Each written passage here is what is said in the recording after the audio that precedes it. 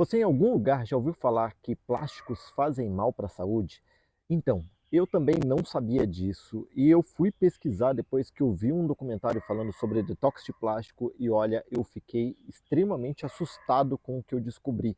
E no vídeo de hoje eu quero passar o que eu descobri com as minhas pesquisas dentro de um embasamento científico, sem alarmismo, sem teoria da conspiração e sem nada do gênero, tudo pautado na ciência.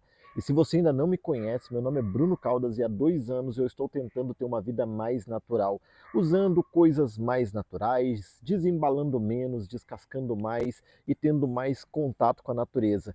E hoje este vídeo aqui é para nós falarmos dos perigos do plástico. Os plásticos hoje são um material praticamente onipresente na nossa vida. Eles estão presentes em absolutamente tudo, desde a embalagem da comida saudável até na sua roupa, aquela que você veste no dia a dia. E se você acha que as roupas não são feitas de plástico, se prepare, porque eu vou falar sobre isso nesse vídeo também.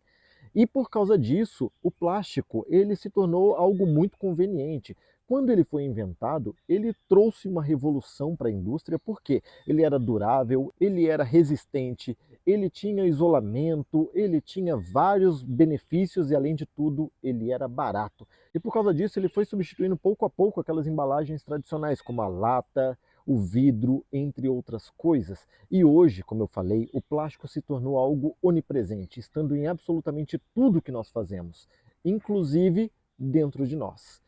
E se você acha que isso daqui é brincadeira, não, é verdade. Pesquisas apontam que já foram encontrados micro e nanoplásticos dentro da placenta, sangue, alguns tecidos do corpo humano e até no nosso cérebro.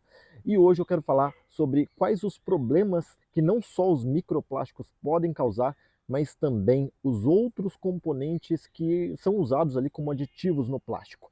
E para a gente não enrolar demais, vamos falar aqui que existem alguns componentes que são extremamente preocupantes dentro dos plásticos. Entre eles estão os BPA, bifenol A e também alguns outros bifenóis, também os fitalatos, que também são usados em larga escala, e esses dois são os mais preocupantes de todos. Também temos os bromados, que são os retardantes de chamas, além dos metais pesados, que são encontrados nos micro e nanoplásticos. O BPA é um dos aditivos mais usados e mais preocupantes. Eu coloquei ele primeiro porque ele é um dos mais estudados. Ele é encontrado em resinas epóxi, em policarbonatos, em embalagens, garrafas e também revestimentos internos de latas e também em alguns produtos cosméticos.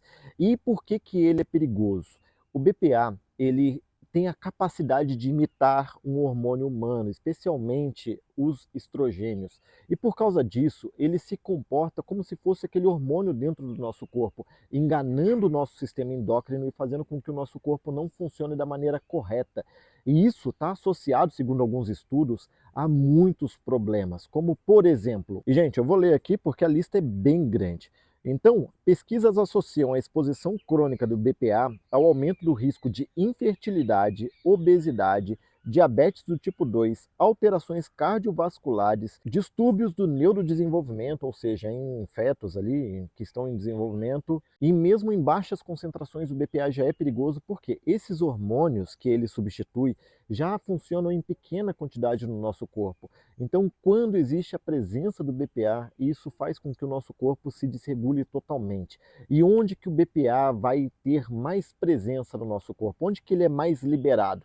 Principalmente em embalagens expostas ao calor, ou seja, aquela tapoezinha, aquele potinho de sorvete que você guardou, que depois você vai aquecer no micro-ondas ou expor ao calor de alguma forma, colocando um alimento quente dentro dele, já vai liberando esse BPA dentro do seu alimento e você vai consumindo ele pouco a pouco, fazendo com que toda essa substância química vá entrando dentro do teu corpo e atrapalhando o funcionamento normal do seu corpo. E por isso o BPA ele é tão perigoso para a nossa saúde. E tem um detalhe muito importante, algumas marcas atualmente têm colocado nas suas embalagens BPA Free, ou seja, livre de BPA. O problema é que as embalagens não contêm realmente BPA, só que elas contêm o BPS e o BPF, que segundo algumas pesquisas causam o mesmo impacto no corpo que o BPA.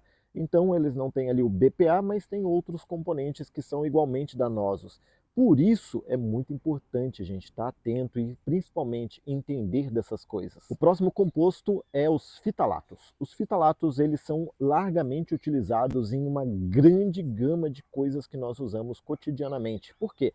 Esses fitalatos eles são acrescentados ao plástico para deixar o plástico mais flexíveis. Então eles são usados desde a sacolinha de supermercado até produtos hospitalares, tubos flexíveis, entre outras coisas, e também estão presentes em brinquedos e perfumaria, acredite se quiser. Os fitalatos ele tem uma meia-vida curta, ou seja, ele fica pouco tempo dentro do nosso corpo.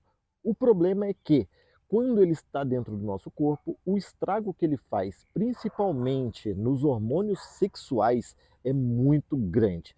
Estudos apontam, e eu vou ler aqui para ficar mais fácil para vocês, que o grande problema dos fitalatos está relacionado à ação dentro dos hormônios sexuais, especialmente na testosterona. Pesquisas científicas demonstram associação entre a exposição prolongada a esses compostos e redução na qualidade espermática, infertilidade masculina, alteração no desenvolvimento fetal e o aumento de distúrbios metabólicos. Em crianças, o risco é ainda maior, pois o sistema endócrino encontra-se em formação e é mais sensível a alterações químicas externas. Então, como vocês puderam ver, os fitalatos são também algo muito preocupante, porque apesar da meia-vida deles ser bastante curta, como eu falei, eles estão diretamente ligados a problemas hormonais dentro da nossa sexualidade.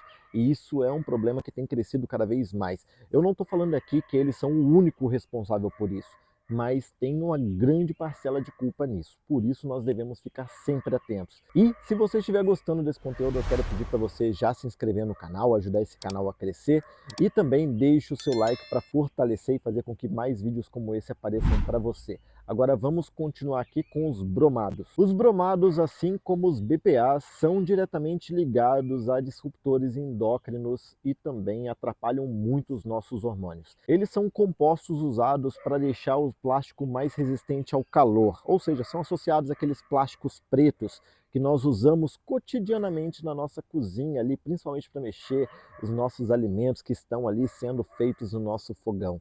Sim, eles estão presentes dentro da nossa cozinha e estão liberando pouco a pouco essa substância química no nosso alimento. Então, os bromados, assim como os BPAs, desregulam o nosso sistema endócrino. Claro que isso vai sendo liberado bem aos poucos, mas é algo para se preocupar também. E além dos aditivos tradicionais, outro que também causa grande preocupação são os PFAS, que são chamados de químicos eternos. E eles são chamados assim porque eles levam décadas para se degradarem na natureza. Eles estão diretamente ligados à fabricação de plásticos impermeáveis e à resistência à gordura. Então, estes plásticos, eles são largamente usados na indústria e alguns estudos apontam, e eu vou ler aqui para ficar mais fácil, que eles podem ter relação com alguns tipos de doenças hepáticas, alterações na tireoide, aumento do colesterol, imunossupressão e alguns tipos de cânceres. E o problema dessa substância em si é que, como ele leva muito tempo para se biodegradar, ele já foi encontrado em lugares muito remotos do nosso planeta e também estão ali contaminando os animais marinhos, os animais que têm contato com esse tipo de substância e em algum momento pode acabar chegando em nós. E isso é um problema bem sério. E o último, mas não menos importante, são os micro e nanoplásticos, que são causados pela degradação do plástico, ou seja, quando o plástico vai se decompondo, ele vai liberando essas partículas plásticas e elas vão contaminando o ambiente. Estudos ainda estão sendo feitos, então não tem nada batido martelo ainda, mas alguns estudos já apontam, eu vou ler aqui para ficar mais fácil para vocês, que essas partículas podem provocar estresse oxidativo, processo de aumento da produção de radicais livres, favorecer danos celulares, envelhecimento precoce, inflamação crônica. Além disso, né, esses nanoplásticos, alguns estudos apontam que eles também podem ser esponjas de metais pesados, ou seja, eles podem acumular metais pesados e quando são ingeridos por nós, seja pela nossa alimentação, seja por consumir um animal que estava contaminado com esses nanoplásticos, eles podem ir se acumulando dentro do nosso organismo e causar muitos maus. Então, por isso, é extremamente importante estarmos atentos a esse consumo desenfreado de plásticos. Claro que os micro e nanoplásticos ainda carecem de maiores estudos, mas olha só o potencial danoso que isso tem, né? Porque micro e nanoplásticos já foram encontrados em placentas, já foram encontrados no nosso sangue, já foram encontrados no nosso cérebro. Então já pensou se esses nanoplásticos, esses microplásticos estiverem realmente carregando metais pesados que estão se acumulando no nosso corpo? Isso tem um potencial danoso enorme. E o grande problema é que hoje estamos cada vez mais dependentes do plástico. Nós estamos usando plásticos para absolutamente tudo, né? Esse microfone é feito de plástico. Agora, as minhas roupas, as coisas eu já consegui substituir, já consegui eliminar o plástico quase todo do meu vestuário. Mas olha só quantas coisas estão ali no nosso entorno que são feitas de plástico. É uma coisa muito difícil, mas se nós pudermos diminuir a exposição, isso vai mudar radicalmente como a indústria vê, como o mundo enxerga os plásticos. Se mais pessoas se conscientizarem disso, se mais pessoas brigarem por plástico free, né, as indústrias também vão se adaptar. Então é aquilo, nós precisamos levantar esse movimento, porque se eu sozinho estiver só tentando eliminar um pouco do plástico na minha vida, eu não vou fazer diferença alguma. Mas se você assiste esse vídeo, compartilha com seus amigos, faz um movimento, mostra que você está diminuindo o consumo de plástico na sua vida, uma hora esse movimento fica tão grande que as empresas elas veem que tem ali uma oportunidade para começar a usar outros materiais. E isso faz toda a diferença. É aquela coisa, a conscientização muda o comportamento das pessoas e é isso que nós estamos buscando. Então, se você quer ter uma vida mais natural, assim como eu percebi todos esses danos, estou começando a tirar o uso de plástico da minha vida, já consegui substituir todas as minhas Tupperwares por vidros, já consegui, né, já substituir quase todos os tecidos que eu uso por tecidos naturais. Se você aderir a esse movimento, pode ter certeza que isso vai ajudar muito, porque somos poucos, mas se nos juntarmos, se compartilharmos essas informações, daqui a pouco seremos muitos.